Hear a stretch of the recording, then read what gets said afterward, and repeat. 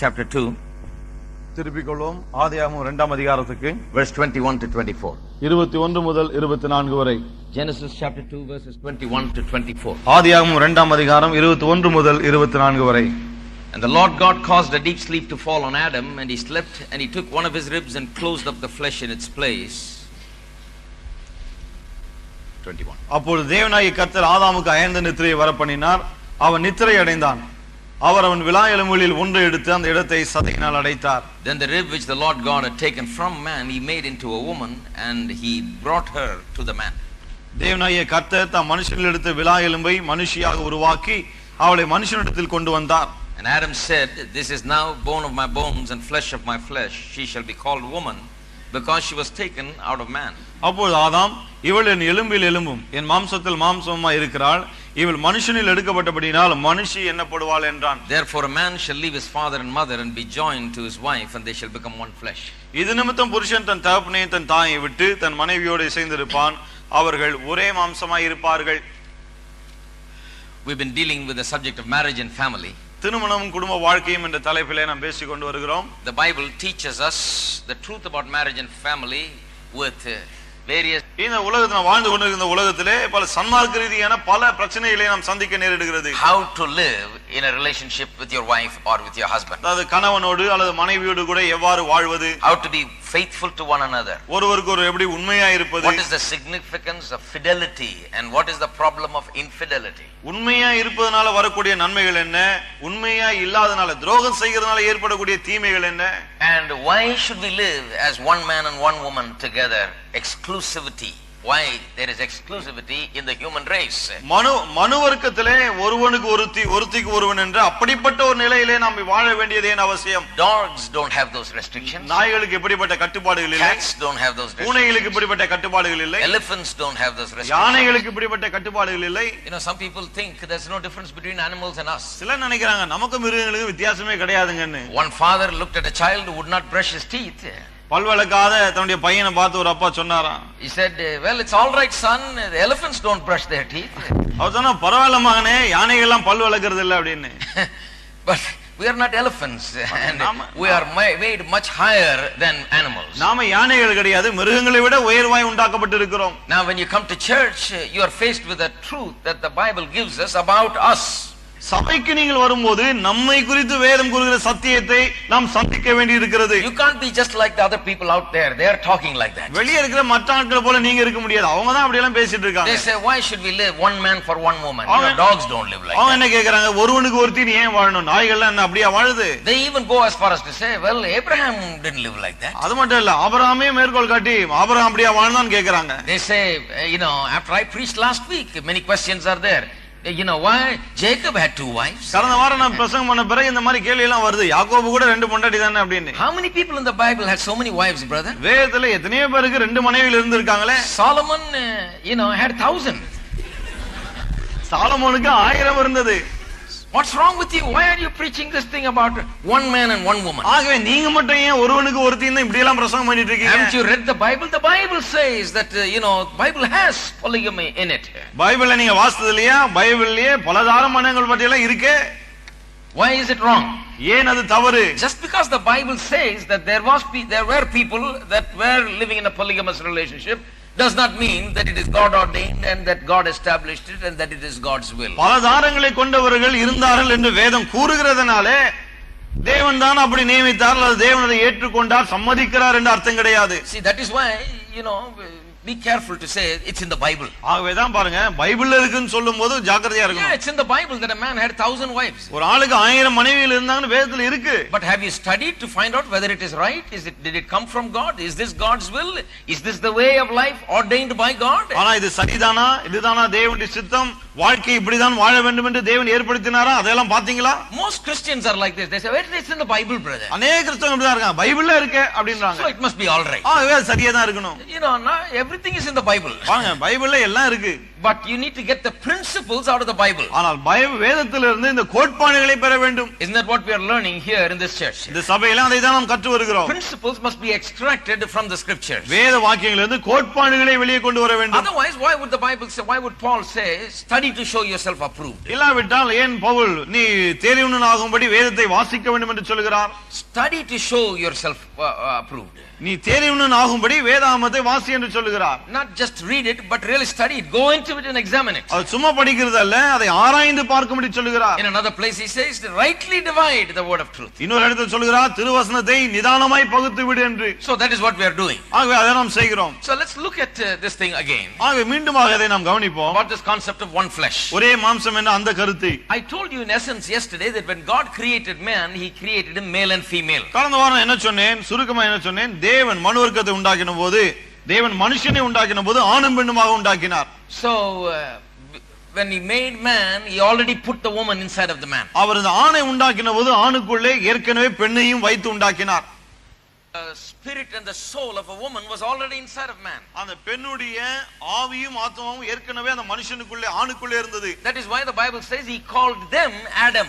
ஆகவே தான் வேதம் சொல்லுது அவர்களை ஆதாம் என்று அழைத்தார் என்று. You know, in Adam there was two people actually. ஆதாமிலே உண்மையை சொல்லப்போனா ரெண்டு பேர் இருந்தார்கள். He was there and Eve was there inside. அவன் இருந்தான், அவனுக்குள்ளே ஏவாள் இருந்தாள். Her spirit, her soul was there inside. அவளுடைய ஆவியும் ஆத்மாவும் அவனுக்குள்ளே இருந்தது. But then at an opportune moment on a particular day and at a particular point in time, God reached into Adam's body and took out a rib. அதன் பிறகு ஒரு குறிப்பிட்ட நாளிலே குறிப்பிட்ட நேரத்திலே ஆதாமுடைய சரீரத்திலிருந்து தேவன் ஒரு விலா எலும்பை எடுத்தார். He didn't say he took out 4 ribs. 4 விலா எலும்பு எடுத்தார்னு சொல்லல. That is why you can't have 4 wives. ஆகவே தான் 4 மனைவிகளை வைத்திருக்க முடியாது. Only 1 rib. ஒரே ஒரு விலாவை தான் எடுத்தார். And made a woman out of that rib. அந்த ஒரு விலாவிலிருந்து ஒரு பெண்ணை உண்டாக்கினார். Amazing. Just with a rib God built a woman. என்ன ஆச்சரியம் பாருங்க, ஒரு விலா எலும்பிலிருந்து ஒரு பெண்ணையே உண்டாக்கிட்டார். I believe he can do it because he is the one that multiplied 5 loaves and 2 fish for food for 5,000 people. அவரால் அதை செய்ய முடியும் நான் விசுவாசிக்கிறேன். என்ன அவர்தான் இந்த 5 அப்பம் 2 மீன்களை கொண்டு 5000 பேரை போஷித்தவர். So with that rib he made the body for the woman he had put in man. ஆகவே இந்த விலாவை கொண்டு அந்த ஆணுக்குள்ள ஏற்கனவே ஒரு பெண்ணை வைத்தாரே, அவளுக்கு வேண்டிய சரீரத்தை உண்டாக்கினார். Right? இல்லையா? Then after he made the body, he took the spirit and the soul and put it inside this body. அந்த சரீரத்தை உண்டாக்கின பிறகு அவனுக்குள்ள இருந்த அந்த ஆவியும் ஆத்மாவை எடுத்து இந்த சரீரத்துக்குள்ளே வைத்தார். Now when Adam was made with the woman inside, ஆதாமை உள்ளே பெண்ணை வைத்து உண்டாக்கின போது he never felt lonely. அவன் தனிமையை உணரவே இல்லை. He did not have the capacity to be lonely because he already had the woman inside of him. தனிமையை உணரக்கூடிய ஒரு ஆற்றல் அவனுக்குள்ள இல்லை. ஏன் சொன்னா ஏற்கனவே உள்ளே அவனுக்குள்ள அந்த பெண் இருந்தாள். When did he feel lonely? எப்போது அவன் தனிமையை உணர்ந்தான்? It is possible for him to feel lonely when the woman was taken out of him. அந்த பெண் அவனுக்குள்ள எடுக்கப்பட்டாலே அப்போது ஒருவேளை அவன் தனிமையை உணர்ந்திருக்க கூடும். That is when he has a capacity to be lonely. அப்போதான் தனிமையை உணரக்கூடிய ஒரு ஆற்றல் அவனுக்கு வந்திருக்க கூடும். So God brings this woman he had made and presents him to Adam. ஆகவே தேவன் தாம் உருவாக்கின அந்த ஏவாளை கொண்டு வந்து ஆதாமிடம் கொடுக்கிறார். And he acts like he is very familiar with her. ரொம்ப பழக்கப்பட்டது போல அவன் பேசுறான் பாருங்க. Oh, she is the bone of my bone and flesh of my flesh. என்ன சொல்கிறான்? இவள் என் எலும்பில் எலும்பும் என் மாம்சத்தில் மாம்சமாய் இருக்கிறாளே. So she came out of him, he says. அவன் சொல்கிறான் இவள் எனக்குள்ள இருந்து வந்தவள். Because she was taken out of him, she is returned to him. அவனுக்குள்ள இருந்து அவள் எடுக்கப்பட்டபடினாலே தான் அவனிடமே திரும்ப வருகிறாள். Woman is taken out of man, therefore she is returned to man. பெண் ஆணிடமிருந்து ஆணுக்குள்ளே இருந்து வெளியே எடுக்கப்பட்டபடியால் தான் திரும்ப ஆணிடம் சேர்க்கப்படுகிறாள். Because she is taken out of man, she belongs to man. ஆணிடமிருந்து எடுக்கப்பட்டபடினாலே அவள் ஆணுக்கு தான் சொந்தம். And when she is returned to man, he is complete. திரும்ப அவள் ஆணிடம் வரும்போது தான் இவன் முழுமை அடைகிறான். First he was complete. முதலாவது முழுமையா தான் இருந்தான். But when God made her separate. ஆனால் தேவன் அவளை பிரித்தெடுத்த போது she had to be joined to him in order for him to be complete. அவன் முழுமை அடைய வேண்டும் என்று சொன்னால் இவள் மீண்டும் அவனிடம் கொண்டு போய் சேர்க்கப்பட வேண்டும். That is what happened in the Garden of Eden. Eden தோட்டத்திலே அதுதான் நடந்தது. Now I told you that is the basis for moral life. நான் உங்களுக்கு சொன்னேன் நாம் சன்மார்க்க வாழ்க்கை வாழ்வதற்கு அடிப்படையே அதுதான். This one man for one woman and one woman for one man philosophy was established by God right there. ஒரு ஆணுக்கு ஒரு பெண், ஒரு பெண்ணுக்கு ஒரு ஆண் என்ற அந்த கொள்கையானது தேவனாலே ஏற்படுத்தப்பட்டது. Since God took Eve out of man and returned to him, they both complete one another. தேவன் ஏவாளை ஆதாமுக்குள்ள எடுத்து திரும்ப அவனிடமே கொண்டு வந்தபடினாலே ரெண்டு பேருமே ஒருவர் நிறைவாக்குகிறார்கள். So the principle established there was this, that only one man completes one woman and one woman completes one man. ஆகவே அங்க என்ன கோட்பாடு இருக்கிறது? ஒரு ஆண் தான் அந்த பெண்ணை நிறைவுள்ளவளாக்க முடியும், ஒரு பெண் தான் அந்த ஆணை நிறைவுள்ளவளாக்க முடியும். One man to one woman. ஒருவனுக்கு ஒருத்தி. One woman to one man. ஒரு பெண்ணுக்கு ஒரு ஆண். So there is no that is why among dogs and cats and elephants you don't have fornication, adultery, promiscuity and all those things. ஆகவேதான் அந்த நாய்கள் பூனைகள் மற்ற மிருகங்களுக்கு மத்தியில விபச்சாரம் வேசித்தனம் இப்படிப்பட்ட காரியங்கள் எதுவுமே கிடையாது. There is no such thing. அப்படிப்பட்ட காரியங்கள் கிடையாது. And that is why there is no venereal diseases and AIDS and all these things among animals. ஆகவேதான் மிருகங்கள் மத்தியிலே பால்வினை நோய்களோ எய்ட்ஸ் போன்ற நோய்களோ எதுவுமே கிடையாது. Because you know God created them to live like that. என்று சொன்னால் அவைகள் அப்படி வாழும்படி தான் தேவன் உண்டாக்கினார். The female of an animal is taken out of the dirt. ஒரு மிருக இனத்தினுடைய பெண்ணினம் மண்ணிலிருந்து நேரடியாக எடுக்கப்பட்டது. And the male was also taken out of the dirt. மிருக வகையின் ஆணினம் கூட மண்ணிலிருந்து எடுக்கப்பட்டதுதான். So they have relationship with multiple partners. ஆகவே தான் அவைகள் பலரோடு கூட உறவு வைத்துக் கொள்கிறது. And it's nothing wrong with it. God has created them like that. ஆகவே இதுல எந்த தவறும் கிடையாது. ஏன்னு சொன்னா தேவன் அவைகளை அப்படிதான் உண்டாக்கினார். But போலா இருக்குன்னு அர்த்தம். Oh, what a terrible thing he has done. எவ்வளவு பயங்கரமான காரியத்தை செஞ்சிருக்கணும் அப்படி யோசிக்கணும். What a terrible life. என்ன ஒரு பயங்கரமான வாழ்க்கை. Let me just quote some of their cases. சில விஷயங்களை நான் காண்பிக்கிறேன் பாருங்க. Now the first case of a polygamous relationship is found in the case of a man named Lamech. பலதார மனம் என்று பார்க்கும்போது வேதத்துல முதலாவது லாமெக்கை குறித்து தான் நாம் பார்க்கிறோம். In Genesis chapter 4 verse 19, ஆதியாகமம் 4:19 says, then Lamech took for himself two wives. The name of one was Ada and the name of the second was Zillah. வசனம் சொல்லுகிறது, லாமெக்கு இரண்டு ஸ்திரீகளை விவாகம் பண்ணினான். ஒருத்திக்கு ஆதாள் என்று பெயர், மற்றொருத்திக்கு சில்லாள் என்று பெயர். Now Adam and Zillah didn't live in peace, it looks like. பாருங்க, பாக்கும்போது ஆதாளும் சில்லாளும் நிம்மதியா வாழ்ந்தது போல தெரியல. I am sure there must have been Adam and Zillah's wrestling match every day at home. நிச்சயமா நான் நினைக்கிறேன் ஆதாளும் சில்லாளும் ஒவ்வொரு நாளும் வீட்ல ஒரே போராட்டமா இருந்திருக்கும். Anytime you got two women, you're going to have a big problem. எப்போதெல்லாம் ரெண்டு பெண்கள் என்று வந்து விடுகிறதோ அப்பெல்லாம் பெரும் பிரச்சனை தான். I tell you, you can never ever live in peace because that is not God's will. This is not ordained by God. நான் சொல்லுகிறேன், நிம்மதியாய் வாழவே முடியாது. ஏன்னு சொன்னா அது தேவனால் ஏற்படுத்தப்பட்ட ஒரு காரியமே கிடையாது. Now that brings forth a great deal of tension and unhappiness and brings about other results also, other consequences also. இது மிகப்பெரிய டென்ஷனையும் சந்தோஷமற்ற நிலைமையும் அதன் விளைவாக வேறு பல காரியங்களும் ஏற்படுகிறது. Listen to verse 23 for the consequences. என்ன விளைவு? 23 பாருங்க. Then Lamech said to his wives, Ada and Zillah, hear my voice. Wives of Lamech, listen to my speech. லாமேக்கு தன் மனைவிகளை பார்த்து, ஆதாளே சில்லாளே நான் சொல்வதை கேளுங்கள், லாமேக்கின் மனைவிகளே என் சத்தத்துக்கு செவி கொடுங்கள். For I have killed a man for wounding me, even a young man for hurting me. எனக்கு காயம் உண்டாக ஒரு மனுஷனை கொன்றேன், எனக்கு தழும் உண்டாக ஒரு வாலிபனை கொலை செய்தேன். The first man who was mentioned as having a polygamous relationship was a murderer. இருதாரங்களை கொண்டான் என்று சொல்லப்படுகிற முதல் மனுஷனை பாருங்க, கொலைகாரனா இருந்தான். He lived in a great tension, I think. அந்த அளவுக்கு டென்ஷன்ல வாழ்ந்திருப்பான்னு நினைக்கிறேன். ஏன் கொலை பண்ணான்னா ரொம்ப டென்ஷன் வீட்ல. பாவம். It's very difficult to live like that. அப்படி வாழ்றது ரொம்ப கஷ்டம். Now you don't think, well, he's got two wives, man, he's all right. அப்பா ரெண்டு பொண்டாட்டியா பரவாயில்ல நல்லா இருக்கானே அப்படி நினைக்க கூடாது. In our country, I've heard some people say, when I was young, people used to say, எல்லா பெரிய மனுஷங்களும் அப்படிதான் ரெண்டு I think they say it even now. கூட அப்படிதான் சொல்றாங்கன்னு நினைக்கிறேன். அவங்கள சின்ன மனுஷங்க பெரிய. It's not right. No matter who does it, it's not right. அது யார் செய்தாலும் சரி அப்படி அது சரியே இல்ல. We're talking from the Bible. பாருங்க நம்ம வேதத்திலிருந்து பேசுகிறோம். Don't tell me it's in the Bible. It's in the Bible, but is it right? பைபிள்ல இருக்குன்னு என்ன சொல்லாதீங்க. பைபிள்ல தான் இருக்கு. ஆனா அது சரியா? Bible records it for our benefit so that we may look at it and learn the principles and see what goes wrong and how life goes wrong when you do things wrong and against God's principles. நம்முடைய நன்மைக்காக தான் வேதம் அதை எழுதி வைத்திருக்கு. அதை பார்க்கும்போது தேவனுடைய கோட்பாடு என்ன என்பதை நாம் அறிந்து தேவனுடைய கோட்பாடுக்கு விரோதமாய் போகும்போது என்னவெல்லாம் தீமை ஏற்படுகிறது என்பதை நாம் அறிந்து கொள்ள வேண்டும். It is not written there so that you can say, well, Lamech did it, so I'll do it. லாமேக் செஞ்சான், ஆகவே நானும் செய்றேன் நீங்க சொல்றதுக்காக எழுதப்படல. You can look at it and say, my God, what a tension, he became a murderer. இத பார்த்தோன்னு சொல்லலாம், அப்பா எவ்வளவு டென்ஷனா இருந்திருப்பான் அவன், கொலைகாரனா ஆயிட்டானே அப்படினு. Then look at Jacob. யாக்கோபை கவனிங்க. I don't have the time to turn to every instance. ஒவ்வொரு சம்பவத்தையும் வாசிக்க நேரம் இல்ல. But let me just quote it because Jacob is too familiar. This is not familiar, so I read it. இது அவ்வளவா தெரியாது, ஆனா யாக்கோபை எல்லாருக்கும் தெரியும். You remember Jacob? யாக்கோப் ஞாபகம் இருக்கா? He went and worked for his father-in-law. மாமனாருக்காக போய் வேலை செய்தான். His uncle actually first. சொல்ல போனா முதல் மாமாவா இருந்தார் அவரு. And worked for 7 years.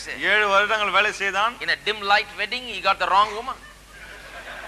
ராத்திரில லைட் சரியா இல்ல, அந்த நேரத்துல தப்பான பொண்ணு கொண்டு வந்து விட்டாங்க. Very cunning man. ரொம்ப தந்திரசாலி மாமனார். The father-in-law was a good match for this son-in-law. மருமகனுக்கு ஏத்த மாமனார் அவரு. So he married the wrong woman. அவன் தப்பான பெண்ணை கல்யாணம் பண்ணிட்டான். When he complained, he coolly said, work for another 7 years, I'll give you the other one also. போய் complaint பண்ணா அடுத்த 7 வருஷம் வேலை செய், இன்னொரு பெண்ணையும் கொடுக்கறேன்றான். So this fool worked for another 7 years. இந்த முட்டாள் இன்னொரு 7 வருஷமா வேலை செய்றாங்க. And got the second one also. இரண்டாவது மகளையும் இரண்டாவது பெண்ணையும் திருமணம் செய்து கொண்டான். வம்ப விலை கொடுத்து வாங்குறதுபாங்களா அந்த மாதிரி. இது some people think they are too clever, but they are real idiots. நினைக்கிறாங்க நம்ம ரொம்ப புத்திசாலிங்க, ஆனா முட்டாள்ங்க. Now there must have been a great tension in their house. அவங்க வீட்லயே ரொம்ப டென்ஷன் வந்திருக்கும்னு நினைக்கிறேன். Their story, he proved the principle that if you do against God's will in this matter, you will only have tension and you will not have peace in your house. இந்த விஷயத்திலே தேவனுடைய சித்தத்துக்கு விரோதமாய் போனால் வீட்டிலே நிம்மதி இருக்காது, வெறும் டென்ஷன் தான் இருக்கும் என்பதை இவனுடைய சம்பவம் விளக்குகிறது. They constantly were at odds with one another, they were fighting with one another. எப்போ பார்த்தாலும் ரெண்டு பேருக்கும் சண்டை போராட்டம் தான் இருந்தது. Sisters but fighting. சகோதரிகள் தான், ஆனா சண்டை. Because it just doesn't work even if it's sisters. சகோதரிகள் இருந்தாலும் சரி, அது சரிப்பட்டு வராது. Some people think, well, it's sisters means it's all right, brother. எல்லாம் நினைக்கிறாங்க சகோதரிகளா பரவாயில்லைங்க அப்படின்னு. எல்லாத்தையும் கவர் பண்ண வேண்டியதா இருக்கு. No, they'll become worst enemies once you put them in that situation. இப்படிப்பட்ட சூழ்நிலை கொண்டு வந்தா ரெண்டு பேரும் பயங்கர எதிரிகள் ஆயிடுவாங்க. Jacob's life is a testimony for that. அதுக்கு சாட்சி யாக்கோபுடைய வாழ்க்கை. Then Jacob, by doing that, established a precedence for the people of Israel because he was a forefather of the Israelites. இஸ்ரவேல் மக்களுடைய முற்பிதாவாக யாக்கோபு இருந்ததனாலே, அவனே இப்படிப்பட்ட காரியத்தை செய்ததனாலே பின்வரும் மக்களுக்கு இவன் முன்னுதாரணமாய் ஆகிவிட்டான். His name is Israel and the people of Israel were called by his name. இவனுடைய பேர் இஸ்ரவேல், இஸ்ரவேல் ஜனங்கள் இவனுடைய பெயரால அழைக்கப்பட்டார்கள். And their forefather was a man with 2 wives. முற்பிதாவே 2 மனைவிகளை உடையவனா இருந்தான். So it began to happen again and again because this man has set a precedence. Not because God has set the precedence. God did not establish this. Jacob established this in the nation of Israel. பாருங்க, இவன் இப்படி செய்து விட்டபடியால தேவன் இதை ஏற்படுத்தல, இவன் ஏற்படுத்தினால இஸ்ரவேல் மக்கள் எல்லாரும் அதை பின்பற்ற ஆரம்பித்து விட்டார்கள். And then we read that people did it again and again. அதன் பிறகு மக்கள் திரும்ப திரும்ப அப்படி செய்தார்கள் என்று நாம் பார்க்கிறோம். But you read in the book of Leviticus, ஆனா லேவியராகம புத்தகத்துல என்ன பார்க்கிறோம்? God clearly lays out the fact that it is wrong. இது தவறு, இருதாரம் தவறு என்று தேவன் மிக தெளிவாக சொல்கிறார்.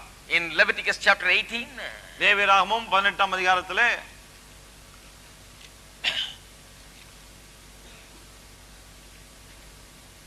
Leviticus chapter 18 and 18, the translation is not very clear here. இங்க 18:18ல இங்க மொழிபெயர்ப்பு அவ்வளவு சரியா இல்ல பாருங்க. But this is what it is saying. ஆனா அந்த வசனம் இப்படி தான் சொல்லுகிறது. But I will read Deuteronomy 17:17 where it will be very clear. ஆனா உபாகமம் 17:17 வாசிக்கும்போது ரொம்ப தெளிவா இருக்கும். But let me read this also. இதையும் வாசிக்கிறேன். Leviticus 18:18.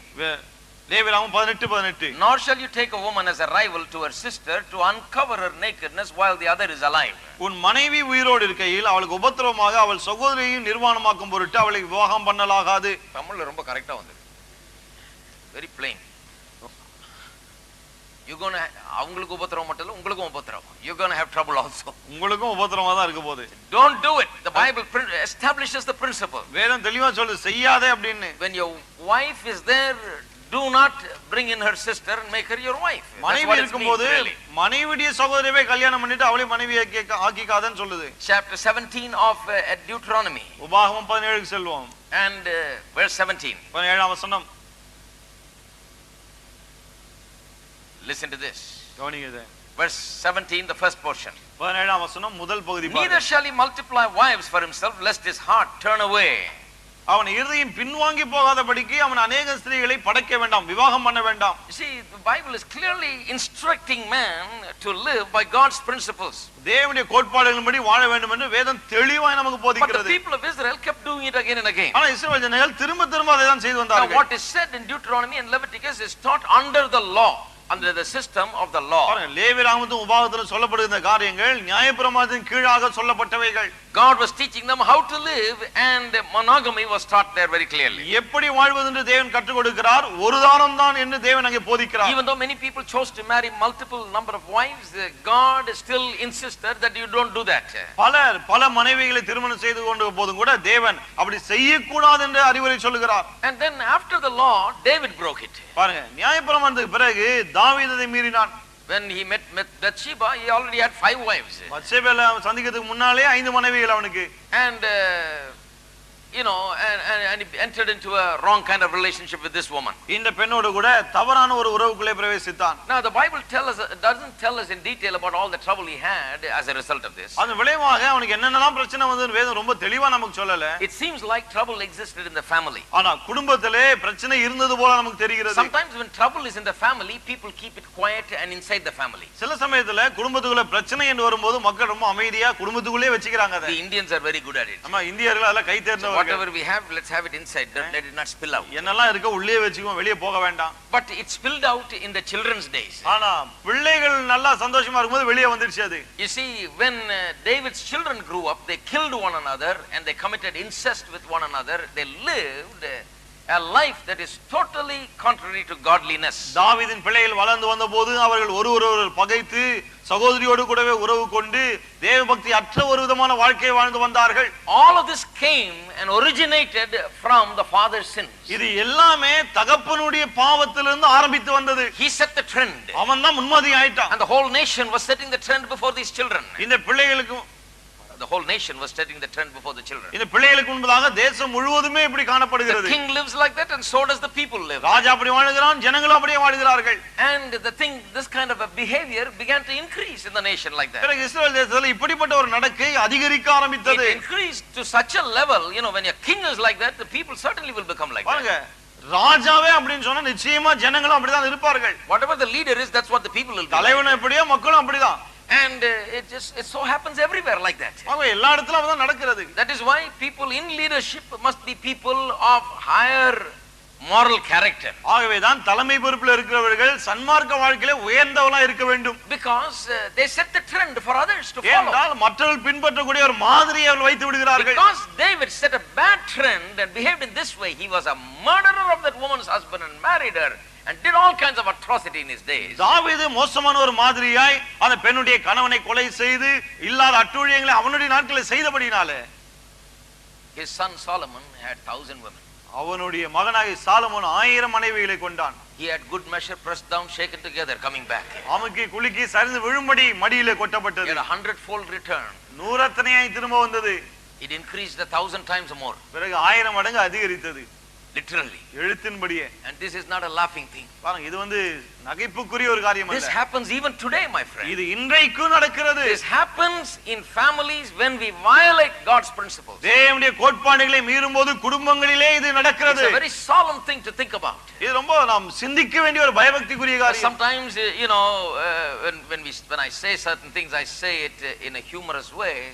To make humor is like opening the window, you know, when it's very suffocating. You just open the window, fresh air comes in. சில சமயத்துல காரியங்களை சொல்லும்போது கொஞ்சம் வேடிக்கையா சொல்லணும். ஏன் வேடிக்கையா சொல்றேன்னா, அறையில காற்று இல்லைன்னா கொஞ்சம் ஜன்னலை திறந்து விடுறோம் இல்லையா, அந்த மாதிரி இந்த வேடிக்கையா சொல்லுறது. But I don't make light of these things. ஆனா வேடிக்கையா சொல்றதுனால இத கொஞ்சம் லேசா சொல்லிரேன்னு நினைச்சிர கூடாது. These are weighty matters. இதெல்லாம் ரொம்ப அர்த்தம் நிறைந்தவைகள். Because a lot of people are reading about Solomon and David and all of these things and using it as an excuse for their own life. ஏன்னா நிறைய பேர் தாவீது சாலமோனுடைய வாழ்க்கையை வாசித்து தங்களுடைய வாழ்க்கைக்கு அது ஒரு சாக்கா வச்சுக்கிறாங்க. No, read about David and Solomon and all others and learn and be warned about your life. கிடையாது, தாவீது சாலமோனை குறித்து வாசித்து அதை உங்கள் வாழ்க்கைக்கு ஒரு எச்சரிக்கையை வைத்துக் கொள்ளுங்கள். Another incident is found in 1 Samuel chapter 1 verse 1 to 6. இன்னொரு சம்பவம் 1 சாமுவேல் 1ஆம் அதிகாரம் 1 முதல் 6 வசனங்கள்ல You இருக்குது. will not read that, you are familiar with that. வாசிக்க போவதிலே எல்லாருக்கும் தெரியும் அது. The story of Elkanah, the husband of Hannah who had Samuel. அன்னாளுடைய மனைவியாக எல்கானாவை குறித்தது அது. And he had 2 wives. அவனுக்கு 2 மனைவிகள். There you see the tension again. One wife is always insulting the other. அங்கேயும் டென்ஷனை பார்க்கலாம். ஒரு மனைவி எப்போதும் அடுத்தவளை கேவலமாய் பேசுகிறாள். Anywhere where there is more than one wife, there is only problem, there is a cursedness, there is only a tension in that family. எங்கானாலும் சரி, ஒன்றுக்கு மேற்பட்ட மனைவிகள் இருக்கும்போது அது சாபமா இருக்கிறது.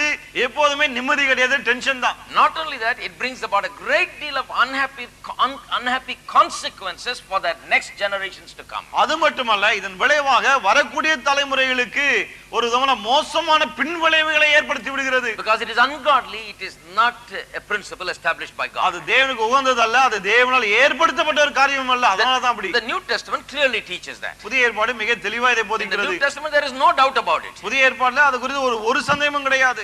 The New Testament never says husband love your wives. புதிய ஏற்பாடு புருஷர்களே மனைவிகளை நேசிங்கன்னு சொல்லவே கிடையாது. It says husband love your wife. Husband love your wife.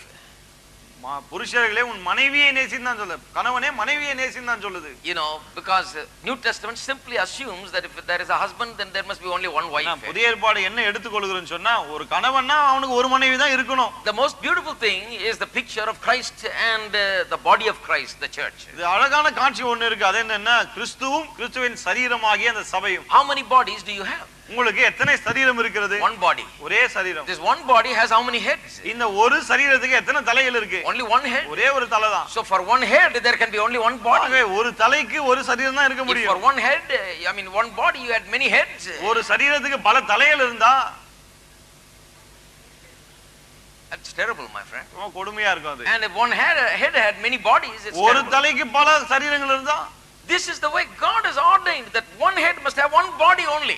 ஒரு தலைக்கு ஒரு சரீரம் மட்டுமே என்று தேவன் ஏற்படுத்தி விட்டார். This is God's principle, so deeply established so that Christ and the church are talked about as the head and the body. இது தேவனுடைய கோட்பாடு. இது அவ்வளவு ஸ்திரமாய் ஸ்தாபிக்கப்பட்டிருக்கு. ஆகவேதான் சபை குறித்து கிறிஸ்து தலையா இருக்கிறார், சபை சரீரமா இருக்கிறது அப்படி பேசப்படுகிறது. 1 Timothy chapter 3. 1 தீமோத்தேயு 3ஆம் அதிகாரம். I'm doing this because, you know, after hearing last week somebody said, well, Abraham and Jacob and all these people, you know, they had many wives. What do you say about that? இதை ஏன் சொல்றேன்னா, கடந்த வாரம் message கேட்ட பிறகு நிறைய பேர் சொல்றாங்க, ஆபிரகாம் யாக்கோபு எல்லாம் பல மனைவிகள் இருந்தது, அதுக்கு என்ன சொல்றீங்க அப்படின்னு. That is why I dealt with this now. I really wanted to go on a little bit more. I want to go into Proverbs 5 next. நீதிமொழிகள் 5ஆம் அதிகாரத்துக்கு போலாம்னு யோசிச்சேன். அதுக்கு முன்னாடி இதை சொல்லிட விரும்புறேன். But I want to go to Proverbs 5 today. Very interesting. நீதிமொழிகள் 5ஆம் அதிகாரத்துக்கு போக விரும்புறேன். ரொம்ப சுவாரஸ்யமா இருக்கும். But let's read 1 Timothy chapter 3. 1 தீமோத்தேயு 3ஆம் அதிகாரத்தை பார்ப்போம். Verse 2. 2ஆம் The வசனம். bishop then must be blameless. The bishop then must be blameless, the husband of one wife. ஆகையால் கண்காணியானவன் குற்றம் சாட்டப்படாதவன் ஒரே மனைவியுடைய புருஷனுமாய் இருக்க வேண்டும். It's the bishop, the overseer. போதகர், மூப்பர், கண்காணி, இந்த எல்லா வார்த்தைகளுமே அடிப்படையில் பிரசங்கியாரை குறிக்கிறது. In some kind of a ministerial capacity. ஏதோ ஒரு விதமான ஒரு ஊழியத்தை செய்கிறவர்கள் அவர்கள். It says, let them be husband of one wife. என்ன சொல்லுது? ஒரே மனைவியுடைய புருஷனா இருக்க வேண்டும். That doesn't mean the rest of them can have as many wives as possible. அப்படினா மற்றவங்க எல்லாம் எவ்வளவு மனைவி வேணா கல்யாணம் பண்ணிக்கலாம்னு கிடையாது. Why does it say the bishop must have only one wife? ஏன் பிரசங்கியாருக்கு மட்டும் ஒரே மனைவி என்று சொல்கிறது? Because so that others will see and follow this good man. ஏன்னா மற்றவர்கள் இந்த நல்ல மனுஷனை பார்த்தா அதை அப்படியே பின்பற்றும்படியாக. They should see him and say, if he's got one wife and that's all he's got and he lives properly, then I must live like him. அவங்க பார்க்கணும், இவருக்கு ஒரே மனைவி இருக்காங்க, அந்த மனைவியோடு நல்லா ஒழுங்கா வாழ்கிறார், ஆகவே அதை நான் பின்பற்ற வேணும்னு சொல்லணும். Because the bishop or the preacher is a person who stands before the people. ஏன்னா அந்த பிரசங்கியார் என்பவர் மக்களுக்கு முன்னே நிற்கிறவர். And when people see him, they must see all the virtues of godliness.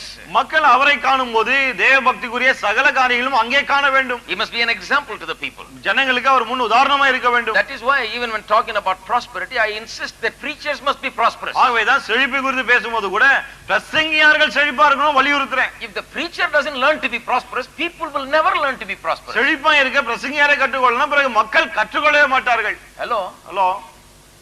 Can I hear a better amen? இன்னொரு நல்ல ஆமென் கேட்கலாமே. This preacher must lead and have set the trend. பிரசங்கியார் அப்படி வாழ்ந்து முன் உதாரணமாய் திகழ வேண்டும். So that he inspires the people. அப்போதான் மக்களை அவர் ஊக்குவிப்பார். So that is why it says let him be a husband of one wife. ஆகவே தான் இங்க சொல்லுது அவன் ஒரே மனைவியுடைய புருஷனா இருக்கணும்னு. Turn to Titus. திருப்பம் தீத்துவுக்கு chapter 1 and verse 6. முதலாம் அதிகாரம் 6ஆம் வசனம் Says if a man is blameless, it's talking about qualification of the elders.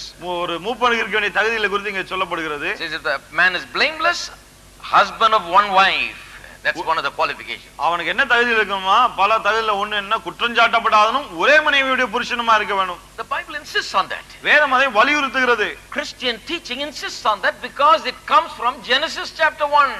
கிறிஸ்தவ chapter 2. கிறிஸ்தவ போதனை வலியுறுத்துகிறது. ஏன் சொன்னா ஆதியாகமம் முதல் 2 அதிகாரங்கள்ல அது வருகிறது. All of these teachings originate from that concept of one flesh. ஒரே மாம்சம் என்ற அந்த கருத்திலிருந்து தான் இந்த எல்லா போதனைகளும் வருகிறது. This is God's order from the beginning. இது ஆதியிலிருந்தே தேவன் ஏற்படுத்திய முறை. This is the way life started out. வாழ்க்கை இப்படிதான் ஆரம்பித்தது. Then it got messed up. அந்த பிறகுதான் எல்லாமே குழம்பிடுச்சு. So people got married to so many people. ஆகவே மக்கள் பலரை திருமணம் செய்து கொள்ள ஆரம்பித்தார்கள். And they messed up their lives and got darkened even more as the days went by. இதனால வாழ்க்கை குழம்பி போனது. நாட்கள் செல்ல செல்ல அந்தகாரம் இன்னும் அதிகரித்தது. But the Bible speaks about the eternal principles of God. தேவனுடைய நித்திய கோட்பாடுகளை குறித்து வேதம் பேசுகிறது. God has not changed. தேவன் மாறவே இல்லை. That is why what Genesis 1 and 2 says, here we read in Timothy and Titus. ஆகவேதான் ஆதியாகமம் 1-2 அதிகாரம் சொல்லுகிறதை இங்கே தீத்துவிலே நாம் வாசிக்கிறோம். God's will forever remains the same and God's purposes remain the same. That purpose is one man for one woman and one woman for one man. தேவனுடைய சித்தம் என்னென்று நிலைத்திருக்கும், தேவனுடைய நோக்கமும் என்னென்று நிலைத்திருக்கும். என்ன நோக்கம்? ஒரு ஆணுக்கு ஒரு பெண், ஒரு பெண்ணுக்கு ஒரு ஆண். So go back to Genesis chapter 2. இப்ப திரும்பவும் ஆதியாகமம் 2ஆம் அதிகாரத்துக்கு. Let's read verse 23. 23 வாசிப்போம். Adam said, this is now the bone of my bones, flesh of my flesh. She shall be called a woman because she was taken out of man. அப்பொழுது ஆதாம், இவள் என் எலும்பில் எலும்பும் என் மாம்சத்தில் மாம்சமாய் இருக்கிறாள், இவள் மனுஷனில் எடுக்கப்பட்டபடியினால் மனுஷி என்னப்படுவாள் என்றான். Therefore shall a man leave his father and mother and be joined to his wife. இது நிமிஷம் புருஷன் தன் தகப்பனை தன் தாயை விட்டு தன் மனைவியோடு இணைந்திருப்பான். They shall become one flesh. அவர்கள் ஒரே மாம்சமாய் இருப்பார்கள். The commandment to leave the father and mother was given the commandment to leave was given before there were in-laws. பாருங்க, உறவு முறைகள் இன்லாஸ் வரதுக்கு முன்னாடியே அவர்களை விட்டு போக வேண்டும் என்ற கட்டளை கொடுக்கப்பட்டு விட்டது. The commandment was given that a man when he grows up and gets married, then he must go and make his life with his wife. அதாவது ஒரு புருஷன் வளர்ந்து அவனுக்கு திருமணம் ஆன பிறகு அவன் தன் மனைவியை கொண்டு தனியாய் தான் இருக்க வேண்டும் என்று அந்த கட்டளை முன்னாலேயே சொல்லப்பட்டு விட்டது. Now when we say leave, it doesn't mean literally pack your bags and go and never have anything to do with your parents. அதாவது விட்டு போகணும்னு சொன்னா மூட்டை முடிச்செல்லாம் கட்டிட்டு அப்பா அம்மாக்கு எனக்கு சம்பந்தமே கிடையாதுன்னு போயிடுறது கிடையாது. No, they'll always be your father and mother. அவங்க எப்போதும் உங்களுடைய அப்பா அம்மாவா தான் இருப்பாங்க. Sometimes it happens that you have to live with them. சில சமயத்துல அவங்களோடு கூடவே வாழ வேண்டியதா இருக்கு. But you leave from the authority of the parents. ஆனால் பெற்றோருடைய அதிகாரத்தை நீங்கள் விட்டு வர வேண்டும். After you're married, don't be saying my mother said. திருமணம் கல்யாணம் ஆன பிறகு கூட எங்க அம்மா அப்படி சொன்னாங்கன்னு சொல்லக்கூடாது. Now it's what your wife says. இப்போ உங்க மனைவி என்ன சொல்றாங்களோ அதான். What your husband says, what your wife says, this is the way it goes. உங்களுடைய கணவன் என்ன சொல்றாரு, மனைவி என்ன சொல்றாரு, இப்படி தான் இருக்கணும். And the parents also, these are very difficult things to really put forth very easily. பாருங்க, இதெல்லாம் ரொம்ப சுலபமா விலைக்கு சொல்றது கொஞ்சம் கஷ்டம். But I'm going to unfold an amazing principle here. ஒரு ஆச்சரியமான கோட்பாட்டை நான் விலைக்கு சொல்ல போகிறேன். Everything comes from the Bible. பாருங்க, எல்லாமே பைபிள்ல இருந்து தான் வருது. The word cleave literally means to be joined literally sexually. பாருங்க, இசைந்திருப்பான் என்ற வார்த்தை உடல் ரீதியாக இணைந்திருப்பதை குறிக்கிறது. சரீர ரீதியாக ஒருவரோடொருவர் சரீரத்திலே இணைக்கப்படுவதை குறிக்கிறது. That is the meaning of the word. If you go into the Hebrew dictionary and look at it, cleave literally means he shall leave his father and mother and go and be sexually joined to his wife.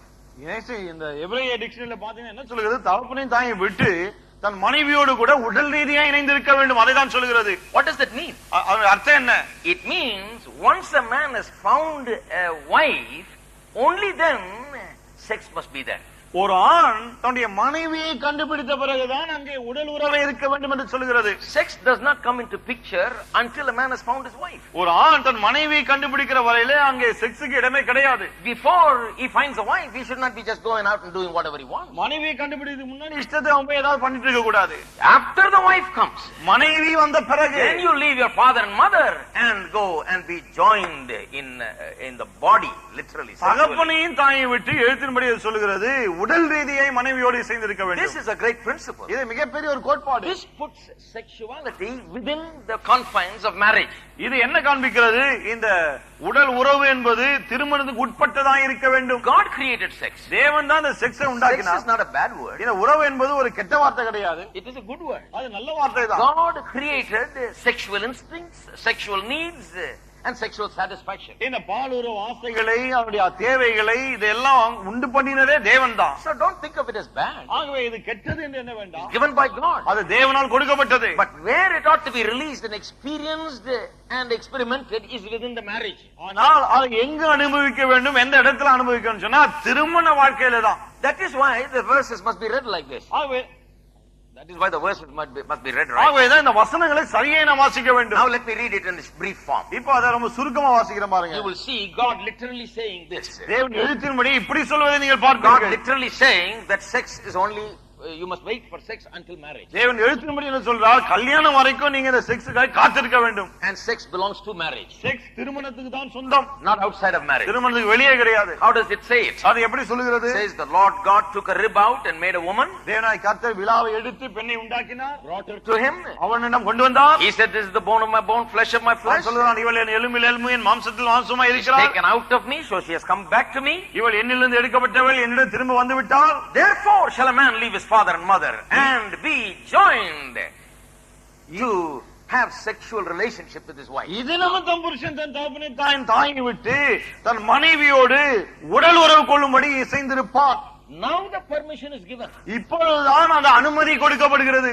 Can I hear an amen? Everybody is awfully quiet. I begin to wonder whether I am upsetting people. ரொம்ப அமைதியாயிட்டீங்க. ஒருவேளை கோபம் உண்டாக்கதா பேசிட்டேன்னு யோசிக்கிறேன். Good news. இது நற்செய்தி. The Bible says, have you found a wife? வேதம் என்ன சொல்லுகிறது? மனைவியை கண்டுபிடித்து விட்டாயா?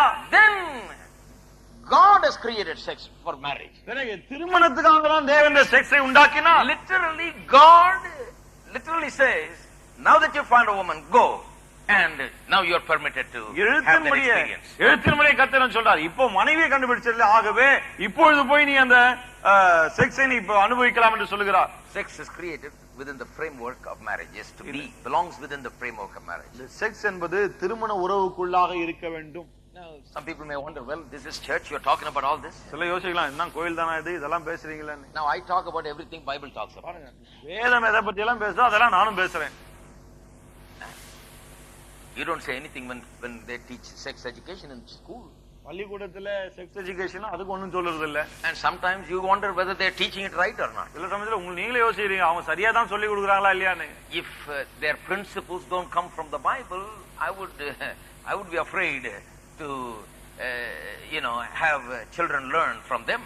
அந்த கோட்பாடுகள் பைபிள்ல இருந்து வரலன்னு சொன்னா அந்த கோட்பாடுகளை பிள்ளைகள் கற்றுக்கொள்வது ஆபத்தான் நினைக்கிறேன். I believe that children must learn these things in the home and in the church. பிள்ளைகள் இந்த காரியங்களை வீட்டிலே சபையிலே கற்றுக்கொள்ள வேண்டும் என்று நான் நம்புகிறேன். The home, I believe, must be the primarily place where this education is given. இந்த கல்வி கொடுக்கப்படுகிற பிரதானமான இடம் வீடாதான் இருக்கணும். And where does the home get the education from? குடும்பம் எங்க இருந்து இந்த கல்வியை பெறுகிறது? The church. சபையிலிருந்து. So the church teaches the home teaches the children. ஆகவே சபையானது குடும்பங்களுக்கு போதிக்கிறது, குடும்பங்கள் பிள்ளைகளுக்கு போதிக்கிறது. Now oftentimes the church just screams and yells and says, oh, you adulterers and fornicators, and don't do this and don't do that. பல சமயத்துல பாரு, சபையில இந்த கூச்சம் தான் இருக்கும். விபச்சாரக்காரனே, வேசித்தனம் பண்றவனே, இத பண்ணாத அத பண்ணாத அப்படி. Every time they open their mouth, that's only comes. வாயத்தான அந்த வார்த்தை தான் வெளியே வரும். I wonder sometimes what is in the heart. அவங்களுடைய உள்ளத்துல என்ன இருக்குன்னு யோசிக்கிறது உண்டு சில சமயத்துல. Because when you say those things, you want to, you feel bad, ஏன்னா அந்த வார்த்தையில சொல்லும்போதே ஒரு மாதிரி இருக்கு நமக்கு. I only use it when I have to use it in my preaching. என்னுடைய பிரசங்கத்துல அதை பயன்படுத்த வேண்டிய அவசியம் வரும்போது நான் பயன்படுத்துறேன். I try to avoid it all the time. அதை தவிர்க்க வேண்டும் என்று தான் முயற்சிக்கிறேன். But the thing is, we need to teach principles. ஆனா நம் கோட்பாடுகளை போதிக்க வேண்டும். Amen. Amen. You must teach the principles. கோட்பாடுகளை கற்றுக் கொடுக்க வேண்டும். The home and the church is a wonderful place to learn these principles. இந்த கோட்பாடுகளை கற்றுக்கொள்ளக்கூடிய அற்புதமான இடங்கள் குடும்பமும் சபையும். Now think about the home. சரி, குடும்பத்தை கொஞ்சம் எண்ணி பாருங்க. How does பாருங்க. a boy learn how to treat his wife? தன் மனைவியை எவ்வாறு நடத்துவது என்று மகன் எப்படி கற்றுக்கொள்கிறான்? The first woman in a man's life, in a boy's life, is his mother. ஒரு பையனுடைய வாழ்க்கையிலே முதலாவது வருகிற பெண் அவனுடைய தாய். He learns to protect her and he learns to love her and respect her in the home. குடும்பத்திலே தான் அவன் அவளை மதிக்க, பாதுகாக்க, மரியாதை கொடுக்க கற்றுக்கொள்கிறான். He learns, a boy learns in the home that a woman is a person to be respected. பெண் என்பவள் மதிக்கப்பட வேண்டியவள் என்பதை ஒரு பையன் குடும்பத்திலே தான் கற்றுக்கொள்கிறான். Isn't that right? இல்லையா? Not in the school. பள்ளிக்கூடத்துல இல்ல, in the home. வீட்டுல. He begins to protect her in every way. எல்லாவற்றிலும் அவளை பாதுகாக்க ஆரம்பிக்கிறான். Respect her in every way. எல்லாவற்றிலும் மதிக்க ஆரம்பிக்கிறான். And love her truly. உண்மையே அவளை நேசிக்க ஆரம்பிக்கிறான். He learns it from his mother. அம்மா கிட்ட இருந்து கற்றுக்கொள்கிறான். And then there are sisters. அந்த சகோதரிகள் இருக்காங்க. Isn't that right? இல்லையா? There he learns it. அங்கேயும் கற்றுக்கொள்கிறான். அதனால தான் அந்த குறும்பு பசங்களை பார்த்து சிலர் கேட்பாங்க, உனக்கு அக்கா தங்கச்சி இல்லையா? ஏன்னா அவன் கத்துக்கலையா வீட்டுல? You have not heard? You have not learned? நீ என்ன கற்றுக்கொள்ளலையா? See, that's where he should have learned. He has not learned. பாருங்க, அங்கதான் கற்றுக்கொண்டு இருக்கணும், ஆனா கற்றுக்கொள்ளல. உங்க அம்மா அக்கா தங்கச்சி இன்னும் கத்துக்கலையா? ஏன்னா அவங்களெல்லாம் நேசிக்கிறது இல்லையா? நீ அன்பு கூறுறது இல்லையா? மரியாதை கொடுக்கறது இல்லையா? ஏன் ரோட்ல வந்து இப்படி பண்றேன்னு கேட்கிறேன். Right? Why?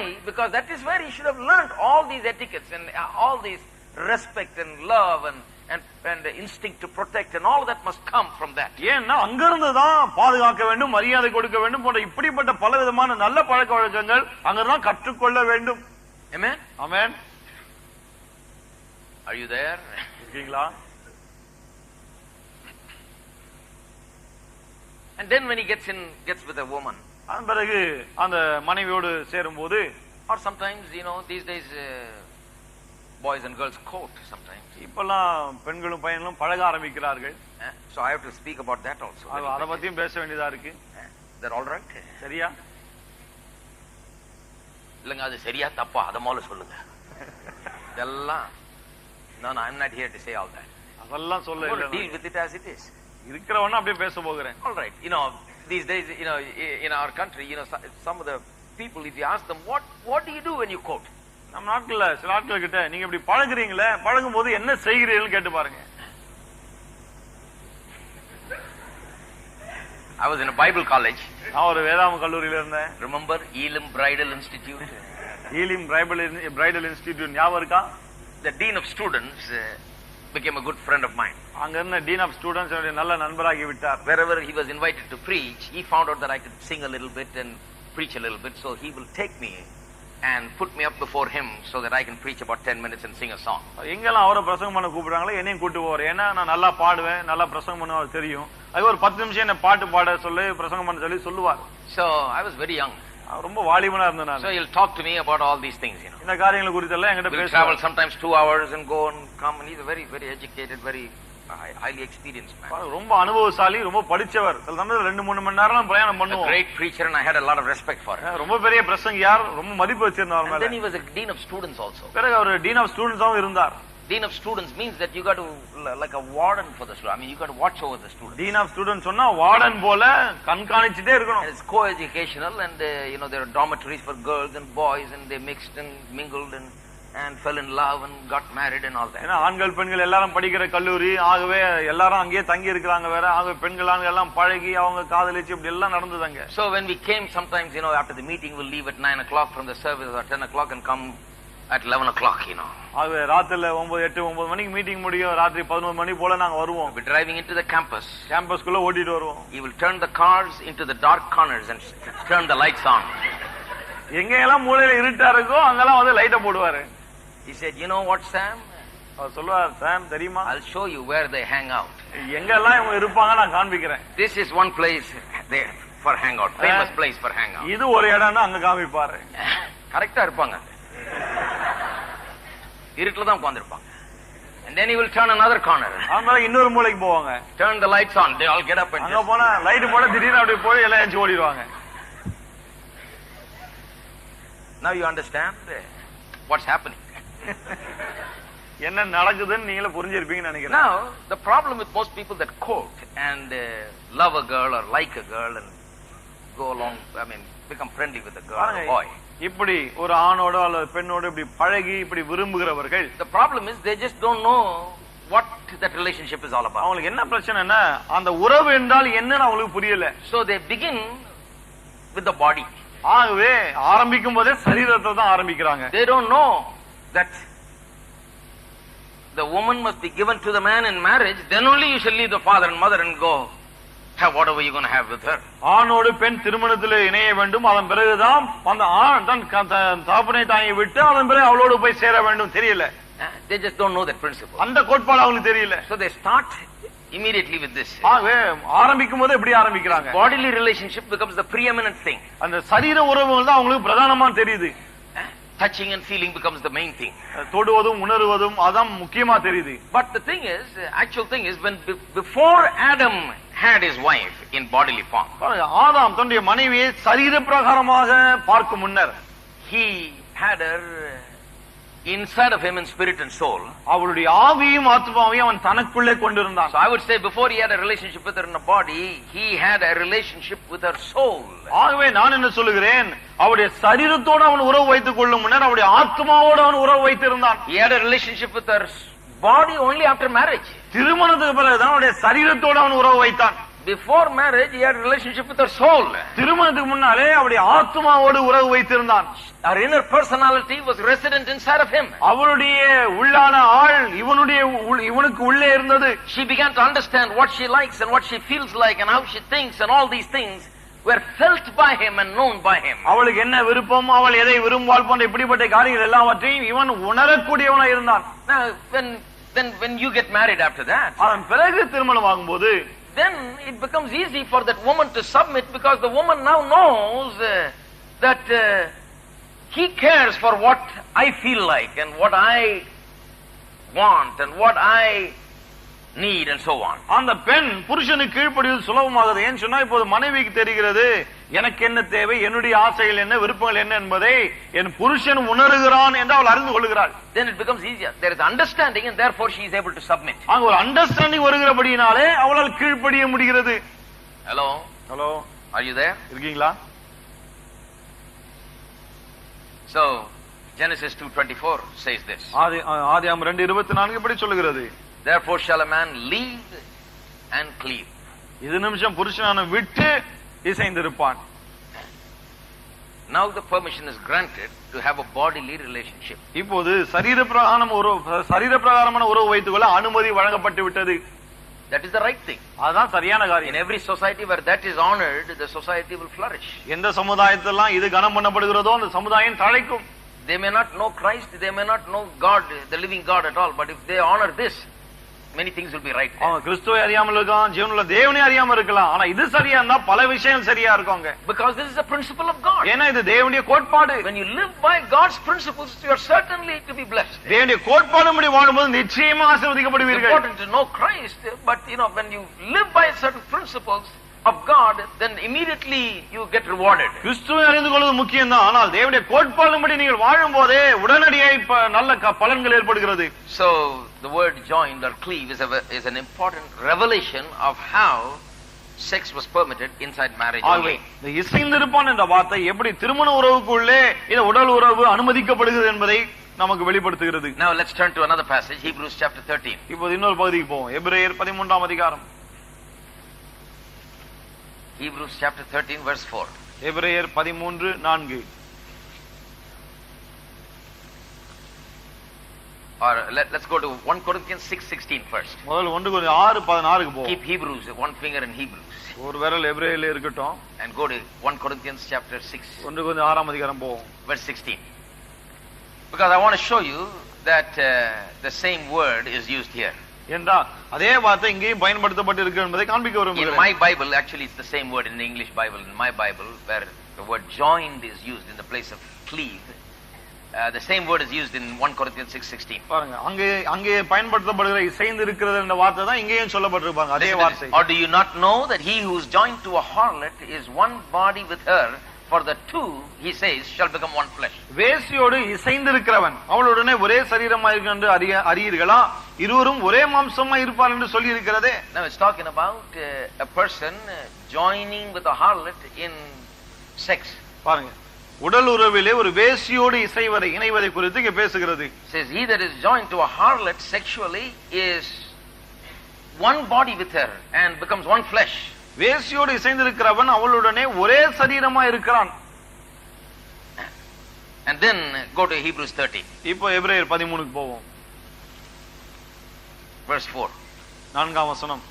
Marriage is honorable among all, and the bed undefiled. But fornicators and adulterers God will judge. விவாகம் யாவருக்குள்ளும் கனம் உள்ளதாயும் விவாக மஞ்சம் அசுசிப்படாதாயும் இருப்பதாக, வேசிக்கல்லரையும் விபச்சாரக்காரரையும் தேவன் நியாயம் தீர்ப்பார். That means sex within marriage and all bodily relationship with marriage is honorable and is undefiled. அப்படின்னா என்ன அர்த்தம்? திருமணத்துக்குள்ளே நடைபெறுகிற எல்லா செக்ஸும் உடல் உறவுகளும் கனம் உள்ளதா இருக்கிறது, அவைகள் அசுத்தமானது அல்ல. God doesn't think of it as bad. தேவன் அதை கெட்டது நினைக்கிறது இல்ல. Now some of you might say, well, that everybody knows that. சொல்லலாம், அது எல்லாருக்கும் தானே தெரியும் அப்படின்னு. I remember many years ago, when I was about 16 years old. ஞாபகம், பல வருஷம் முன்னாடி, எனக்கு 16-17 வயசு இருக்கும்போது I went to Kunnur for a meeting. ஒரு கூட்டத்துக்கு குன்னூருக்கு போயிருந்தேன். And in those days we just didn't stay in hotels, we stayed wherever. அந்த நாட்கள்ல ஹோட்டல்லாம் தங்குறது கிடையாது, எங்க இடம் கிடைக்குதோ தங்கிடுவோம். So I stayed in a church. ஆக ஒரு சபையில நான் தங்கி இருந்தேன். Myself and a few other men. நானும் ஒரு சில என்னோட கூட வந்த ஒரு சிலரும். And so we became very friendly with the pastor and his family and others that were there. ஆகவே அங்க இருந்த அந்த போதகர், அவருடைய குடும்பத்தார், மற்ற ஆட்களோடு நல்லா பழக ஆரம்பிச்சோம். So the pastor got very interested in me and he will talk to me and become a good friend with me. Pastor என் மேல ஒரே ஆர்வம், என் கூட நல்லா பேசுவார், என்னை நல்ல நண்பராகி விட்டார். So we'll go to eat together and come and have walk and talk. ஆகவே ரெண்டு பேரும் ஒண்ணா சாப்பிட போவோம், ஒண்ணா அப்படியே நடந்து போவோம், ஒண்ணா பேசிட்டு இருப்போம், அப்படி எல்லாம். Then finally I began to understand that he was a very strange man. அப்புறம் தான் புரிஞ்சதா ரொம்ப வினோதமான ஆசாமியா இருக்காரு. You know what he started talking to me? அவர் என்ன பேச ஆரம்பிச்சார் தெரியுமா என்கிட்ட? தம்பி, we are a very holy church. சொன்னார், தம்பி நாங்க ரொம்ப பரிசுத்தம் உள்ள சபை. We teach certain doctrines here. சில உபதேசங்களை இங்க போதிக்கிறோம். I said, what doctrine? கேட்ட, என்ன உபதேசம்? He said, we believe that you must treat your wife like your own sister. உங்களுடைய மனைவியை உங்களுடைய சொந்த சகோதரி போல நடத்தணும் தான் நாங்க நம்புறோம். No other relationship. வேற எந்த உறவும் இருக்க கூடாது. Treat her only as a sister. சகோதரிய மாதிரி தான் நடத்தணும். Because all this sex and all this business is wrong. It's worldly, it's pleasure. God doesn't like it. The sex போன்ற காரியங்கள்லாம் தப்பு, அதெல்லாம் உலக பிரகாரமான இன்பம், தேவன் அதை வெறுக்கிறார், பிடிக்காதுன்னாரு. I was only 16 years old. அப்ப எனக்கு 16 வயசு தான். First of all, he is a real fool to talk to a 16-year-old boy about this. முதலாவது 16 வயசு பையன்கிட்ட இதெல்லாம் பேசுறதே ஒரு முட்டாள்தனம் தான். But I was very smart. ஆனா எனக்கு கொஞ்சம் புத்திசாலி தான் நானு. I knew immediately as soon as he started talking this, I said he is full of nonsense. I mean, I knew that he doesn't have any brains at all. அவர் பேச ஆரம்பிச்சு எனக்கு புரியுது, கொஞ்சம் கூட இந்த ஆளுக்கு அறிவே கிடையாது அப்படின்னு. மூளையே இல்லன்றது எனக்கு விளங்கிச்சு. எப்படி என்ன மனுஷன்? You see, God's principles are sometimes understood inwardly by us, just like that. சில சமயத்துல தேவனுடைய கோட்பாடுகளை நம்ம அறியாமல் உள்ளே நம்ம அறிந்திருக்கிறோம். The Bible says that before the law came, the law was written in the heart by way of conscience. வேதம் என்ன சொல்லுது? நியாயப்பிரமாணம் வரும் முன்ன நியாயப்பிரமாணம் உள்ளத்திலே மனசாட்சியிலே எழுதப்பட்டிருந்தது. So that no man can say, I didn't have the 10 commandments, so I didn't know what to obey and what not to, what is right and what is wrong. எந்த மனுஷனும் சொல்ல முடியாது. Nobody can say, I didn't know right and wrong. Tells what is right and wrong. So my conscience told me, this fellow is really full of nonsense. ஆகவே என் மனசாட்சி சொல்லுது இது முட்டாள்தனம் அப்படின்னு.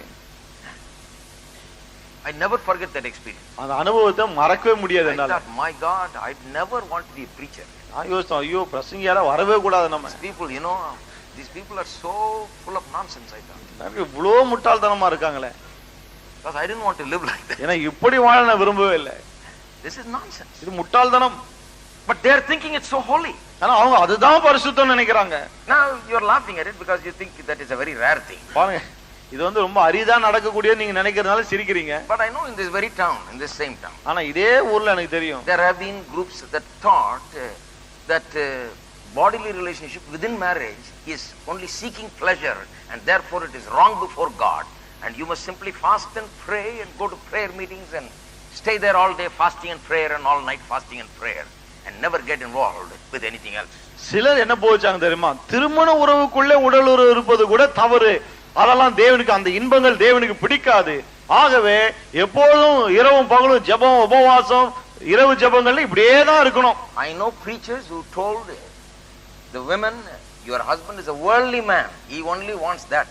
சில பிரசங்கியாலே தெரியும், அந்த பெண்ணிடம் பார்த்து உன்னுடைய கணவன் உலக பிரகாரமானவன், அவனுக்கு அது மட்டும் தான் வேணும் அப்படின்றாங்க. You must be a godly woman fasting and praying all that. ஆனா நீங்க பக்தி உள்ள பெண்ணா எப்போதும் உபவாசம் ஜெபம் இருக்கணும். It sounds nice.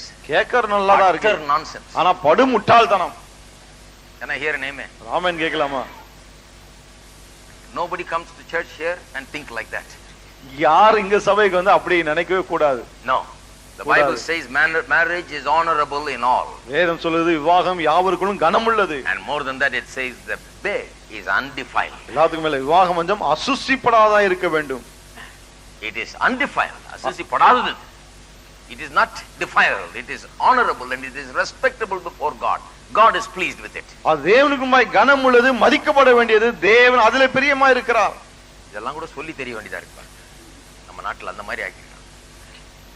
But it's true. ஆனா இது நிஜம்தான் இது. So you may meet some people like that. ஆக இப்படிப்பட்ட ஆட்களை எல்லாம் நீங்க சந்திக்கலாம். Tell them. சொல்லுங்க அவங்க கிட்ட. All right. சரி. Proverbs chapter 5. நீதிமொழிகள் 5ஆம் அதிகாரம். I'm going to deal with it just a few minutes and then close. ஒரு சில நிமிஷம் அதை பார்த்துட்டு முடிச்சிடுறேன். Very very interesting and that's what we're going to dwell on. I wish all the Sunday morning crowd, the Sunday evening crowd, every crowd comes on Tuesday night together. ரொம்ப சுவாரஸ்யமா இருக்கு. ஞாயிற்றுக்கிழமை காலையில மாலையில வரவங்க எல்லாரும் செவ்வாய்க்கிழமை தான் நல்லா இருக்கும்னு நினைக்கிறேன். All the young people I wish they were here.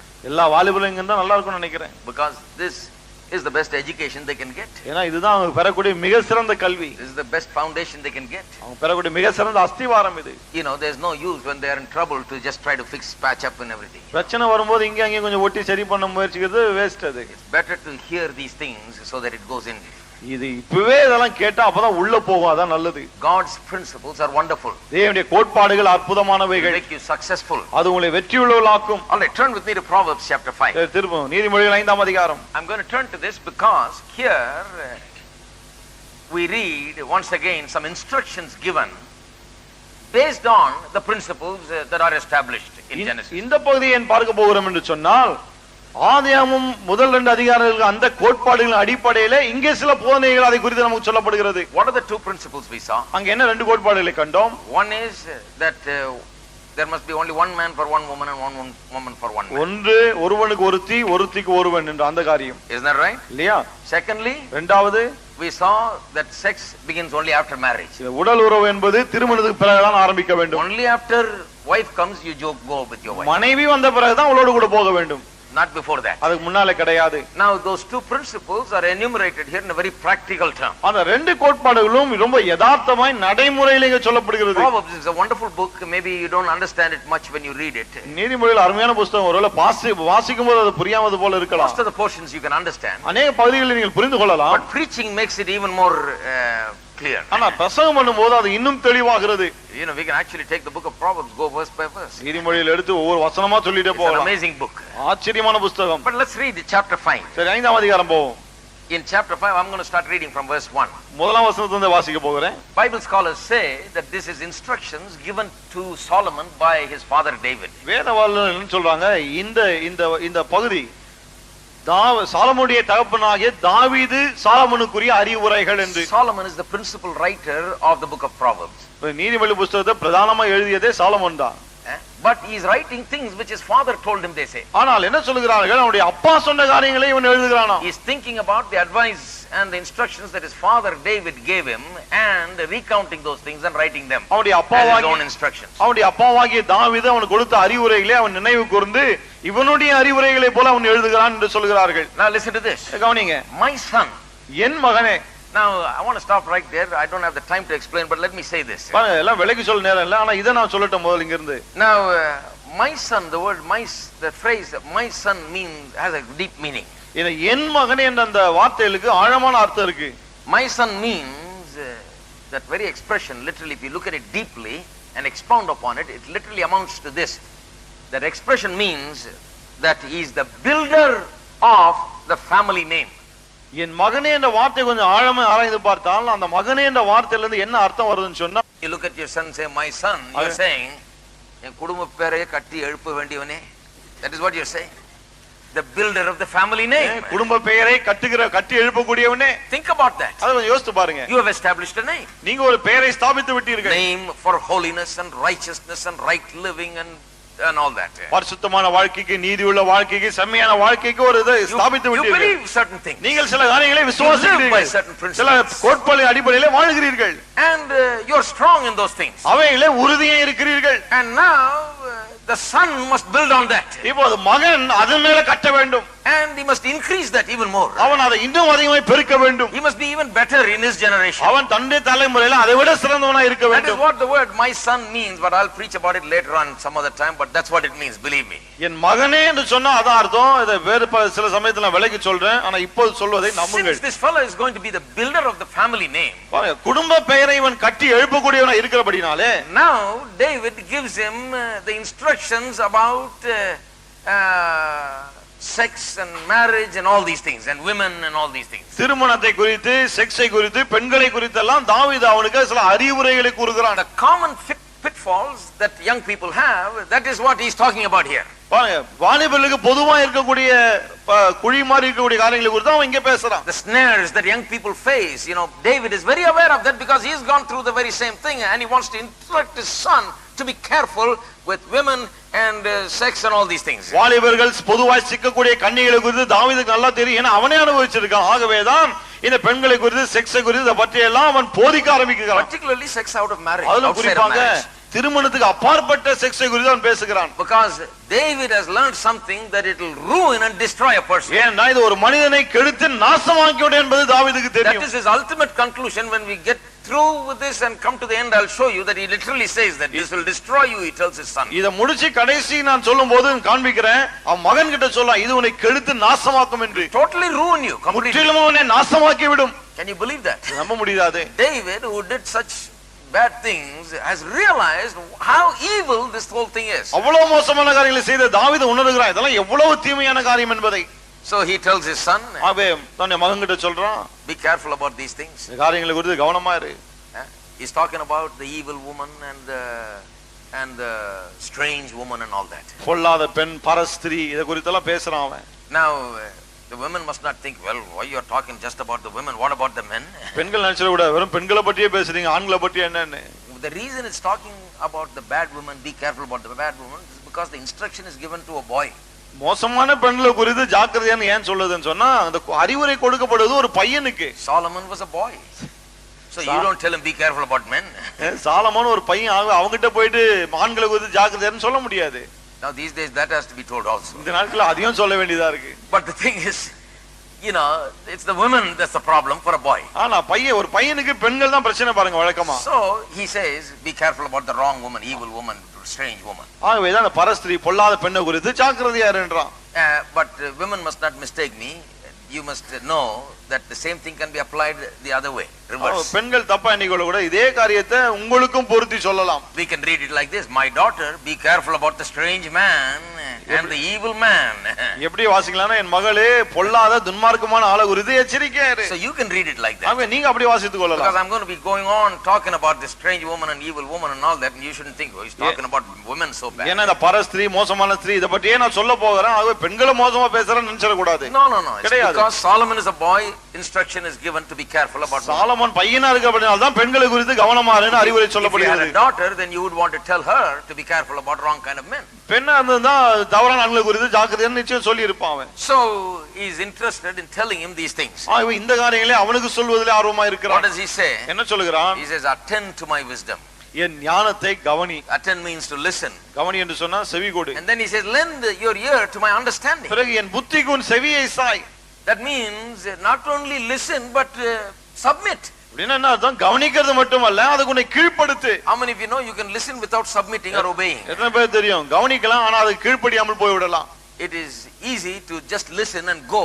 You'll never reap the benefit. You only reap the benefit when you submit. கேட்டுட்டு அப்படியே போய் விடுறது ஈஸி. அப்படி செய்யும்போது அதை கீழ்ப்படுத்துவதனால வரக்கூடிய லாபங்களை பெற முடியாமல் போகும். What happens when you listen and submit to the truth? ஆனால் கவனித்து சத்தியத்துக்கு கீழ்ப்படுத்தும் போது என்ன ஆகிறது? When you listen to wisdom and submit to it, ஞானத்தை கவனித்து அதை கீழ்ப்படியும் போது, says that you may preserve discretion and your lips may keep knowledge. அப்போ நீ விவேகத்தை பேணிக் கொள்வாய், உன் உதடுகள் அறிவை காத்துக்கொள்ளும். Preserve discretion means that you will know how to discriminate between right and wrong. விவேகத்தை பேணிக் கொள்வாய்னா என்ன அர்த்தம்?